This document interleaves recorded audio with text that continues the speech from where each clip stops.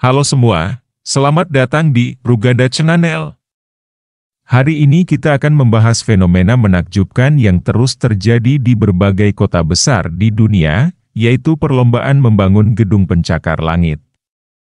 Sebelum kita melangkah lebih jauh, pastikan untuk memberikan like, berikan komentar, dan tentu saja, subscribe agar kita bisa terus menghadirkan konten-konten menarik untuk kalian. Siapa yang tidak terkesima dengan pemandangan gedung-gedung pencakar langit yang menjulang tinggi di langit kota?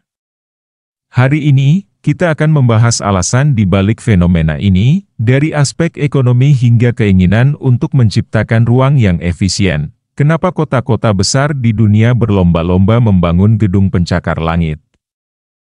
Begitu banyak kota berlomba-lomba untuk membangun gedung-gedung yang semakin tinggi. Pertama-tama, gedung pencakar langit sering dianggap sebagai simbol prestise dan keberhasilan ekonomi suatu wilayah. Mereka menciptakan skyline yang mengesankan dan memberikan citra kemajuan. Penyiasatan lahan terbatas, di kota-kota besar, lahan terbatas menjadi tantangan utama. Bagaimana cara mengakomodasi pertumbuhan penduduk dan bisnis tanpa mengorbankan lahan yang terbatas? Gedung-gedung tinggi menjadi solusi untuk menciptakan ruang yang efisien di tengah keterbatasan lahan, dinamika ekonomi dan bisnis. Peningkatan jumlah gedung pencakar langit sering mencerminkan pertumbuhan ekonomi dan bisnis di suatu wilayah.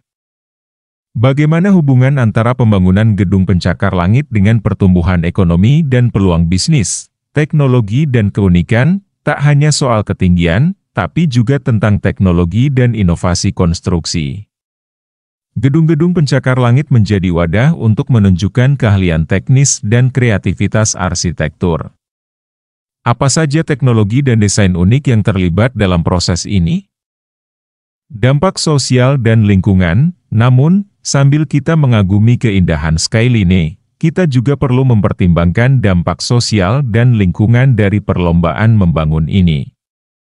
Bagaimana keseimbangan antara kemajuan perkotaan dan keberlanjutan lingkungan? Penutup, itu tadi sedikit cuplikan dari pembahasan kita tentang fenomena perlombaan membangun gedung pencakar langit.